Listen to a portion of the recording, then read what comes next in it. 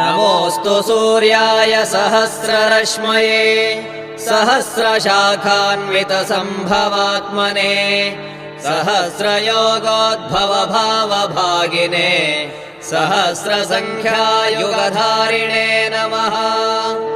यन्मण्डलम् दीप्तिकरम् विशालम् रत्नप्रभम् तीव्रमनादिरूपम् दारिद्र्यदुःखक्षयकारणम् च पुनातु माम् तत्सवितुर्वरेण्यम्। यन्मण्डलम् देवगणैः सुपूजितम् विप्रैस्तुतम् भावनमुक्तिकोविदम् तम् देवदेवम् प्रणमामि सूर्यम् पुनातु माम् तत्सवितुर्वरेण्यम्। यन्मण्डलम् ज्ञानघनम् त्वगम्यम् त्रैलोक्यपूज्यम् त्रिगुणात्मरूपम्